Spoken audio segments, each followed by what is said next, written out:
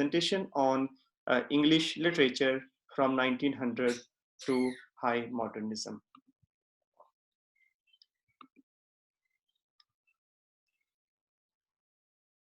So as you know, there are two sides to it. One is American, the other is Britain. In America, the period starting from 1900 to 1914 is called the naturalistic period. And in Britain, the same period is called the Edwardian period. Okay, now you might have noticed this expression, the naturalist period. So what do we mean by the naturalist period? So in fact, naturalism, as I took this quote from the reading, a quasi-scientific and demystifying approach to human beings as part of the natural world, just like other living things. So you might have noticed in our previous discussions about the history of English literature that especially in medieval and Middle Ages and Renaissance times, there was a lot of engagement between human beings and the church. So the writers and the scholars and even common people we talked about, they had the presence of God, you know, as a kind of central question. They accepted it, did not accept it, that is a separate issue, but they were kind of obsessed with the question of God. So there was a kind of religionism, okay, or theism, so to say, in those ages. But after 1900, in the West, and especially in the British Isles and in the United States, current United States, there was a trend to consider human beings not necessarily as the agents of God on the earth. Rather, some scholars and philosophers started thinking that human beings are just one of the many objects in this universe. So there is nothing unique about human beings, so to say. So we do not have to necessarily consider human beings as something extraordinary being. Rather, it is just one living thing among the other living things. That is why this approach to look at the human beings is called the naturalist approach. So just as in nature, we have the plants and we have the animals and we have human beings, all right? Now this approach is called naturalism. Some people call it realism. It is called realism because it takes human beings as the real thing rather than as an image of God. And then we have, moving on to this first point, naturalism. So in America, this period was recognized as the naturalist period, 1900 to 1940. And when we say the naturalist period, by that we mean a period in which human beings started thinking of themselves as one of the objects on the earth, rather than considering themselves as the image of divine. So in late 19th and early 20th century, phenomenon in literature was precisely naturalism. In other words, naturalism was a late 19th and early 20th century phenomena in literature. Now, you might be curious about, were there any of the scientists or philosophers who thought of human beings in that way? Yes, there were. These are the names. I'm sure you have heard about them. Charles Darwin, one of them. Karl Marx, sir. good. Karl Marx, another. And Sigmund Freud, still another. Now, Psychologist. he's said to be the father of modern psychology. Now, these three individuals as philosophers, to some extent scientists as well, Darwin, for example, Darwin very rigorously and actively promoted naturalism. And he was of the view that human beings were a natural outgrowth of their predecessors, which were apes or monkeys. Okay, so you might realize what do we mean by naturalism. Okay, in the other view of human beings, we say that human beings were born as the best of the best creation by the God, by Almighty God. And that is what human beings is. Human beings are from the beginning. But people like Darwin, they had a different theory. They argued that human beings were natural evolution from the animals which already existed on the earth. This is naturalist view of human beings. So just like trees and stones and the earth and the crest of earth and all those things, just like them, human beings have just grown out of this very earth, out of this very system. So Karl Marx and Freud, they were also philosophers who contributed to what we call secular system building. The word secular might have struck you right now. Okay, secular as opposed to religious. Okay, so before 1800, we would consider a lot of emphasis of religious teachings and association, strong bonding of human beings with their religion. But starting 1900 onwards, we notice that writers were, and common people as well, they were depending more on the secular way of thinking rather than the theistic way of thinking or religious way of thinking. And this all together is called naturalism, rise of naturalism. Were there any particular literary authors who were really influenced by naturalism? Yes, there were. In the United States, these are the two major authors who were called naturalist authors. Both of them were novelists, and they represented human beings as natural objects on the earth. Jack London, born 1876, 1916, Henry James, 1843 to 1916. So this is about the American naturalist period. Moving on to Edwardian writers in England. Now, interesting thing was that the component of naturalism that I just pointed out with reference to the United States, it was not just restricted to the United States. Rather, this phenomenon was present in other parts of the world as well, including England. But of course, the writers who embraced naturalism or who embraced realism, they were different. In case of England, we know them as E.M. Forster and Rudyard Kipling. A Passage to India is a famous novel by E.M. Forster, and Kim is a famous novel by Rudyard Kipling. They were called Edwardian writers because they were born and they were grown up and they wrote in the times of King Edward. Now, as we are talking about the naturalist period or Edwardian period, there were more authors who had Anglo-Irish background. Okay, E.M. Forster and Rudyard Kipling, they were kind of British citizens. Okay, they spent time in the subcontinent as well, but they were British, so to say. But then, as I said, there were authors who were Anglo-Irish, who had Anglo-Irish background, and they had a very strong influence on English literature, and they were proponent of naturalism. One of them was G.B. Shaw, he was a dramatist, and the other one was W.B. Yeats, who was a poet as well as a dramatist. Okay, now this was about the Edwardian period or the naturalist period in history of English literature.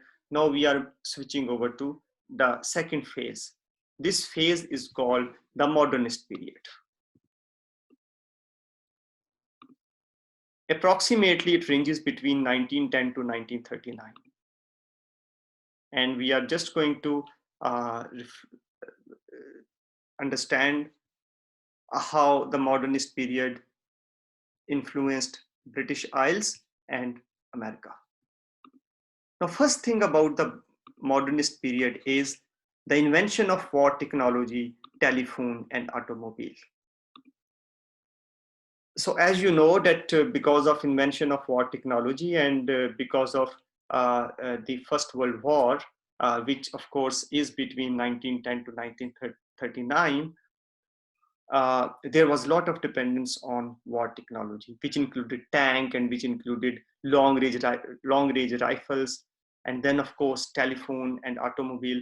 Because of all of these, number of things had happened. One was that people had started realizing how cruel the war was. Second thing, people had started realizing how small the world was with the telephone technology, with the help of which they were able to communicate across the planet actually. And then automobile had kind of compressed the distances, and people could travel from one part of the city to the other part of city very quickly. And all these developments had direct influence on literature as well. Okay, so there are two major movements or two major groups which emerged, one in England and the other one in America. Now, as far as in England, the development of literature, modern literature in England is concerned, we should be aware of Bloomsbury Group. It was a very influential publishing house, basically. It was a group of writers and scholars. Virginia Woolf, if you have heard of her, was in fact the most important member of Bloomsbury Group. And she, along with some other people who are working with her, they very actively promoted feminism. Okay, they promoted ideas related to women, the equality of women with men, and related themes. The other movement which was in United States is called Harlem Renaissance. And Harlem Renaissance was about the black people in the United States. For a very, very long time, the black people, were considered to be an inferior race in the United States. Of course, they came from the background of slavery. Okay, that was one thing. But the problem was that because of the age of slavery which the black people had experienced, because of that, the white society was not ready to acknowledge the black people as equivalent to or as equal to the white people. Therefore, they were considered to be irrelevant for the development of society and for the development of country. But the Harlem Renaissance was a movement. It was a literary movement which contributed to the development of Negro identity, a powerful identity of the Negro people in the United States. And many black people wrote about their experiences as slaves. Okay, and they claimed that the black were as important component of American society as the white were. I will encourage you to notice the relationship between feminism and the rise of New Negro, feminism in United States, and feminism in England and New Negro in the United States. And I'll encourage you to compare both of them because both of them are about the invigoration of marginalized groups of population. Okay, in the first case, it were the women who were considered to be on the margins of the society. They were kind of domesticated. Their job was to stay at home. Okay, and then similarly, the Negro in the United States, they were considered to be marginalized members of the society. Okay, totally irrelevant to the growth of the society at large. Okay, but then both of these groups, the women in United States, in England, and Negros in United States, they kind of got a new life.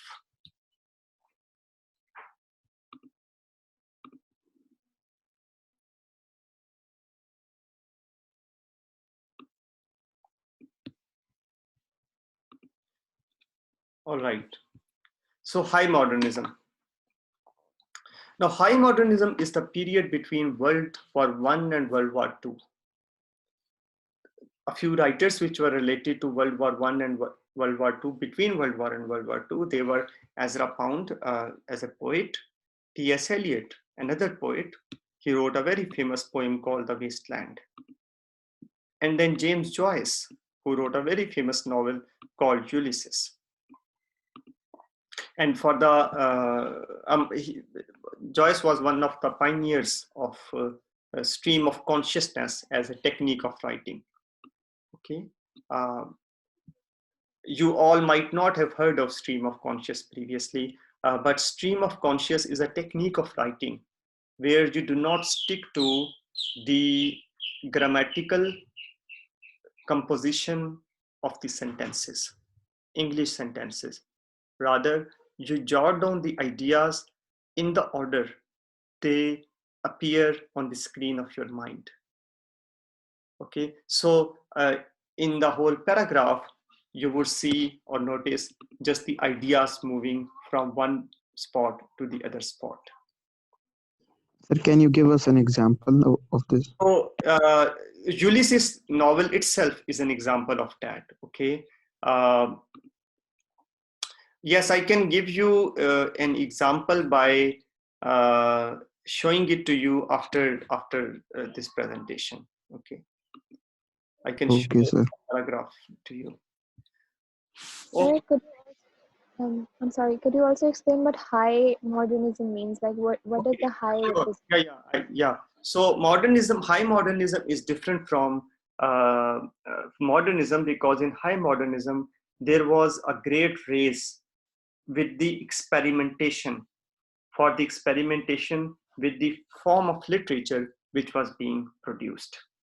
Okay, so this is there is a high modern component or factor in the literature of that kind, because we had, for example, imagists in those times. Okay, imagists were the writers who uh, started writing very brief poems. Okay, to as small as a poem of 4 lines or 6 lines, or as small a poem as of 10 words, or maybe less than that.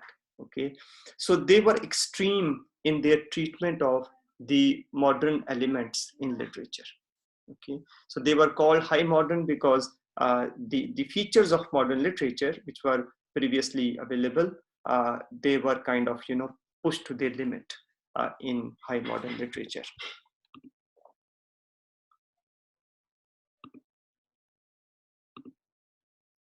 Okay, and then we have the lost generation in America. So there is a generation in United States which is considered generation of writers, which is considered to be the lost generation.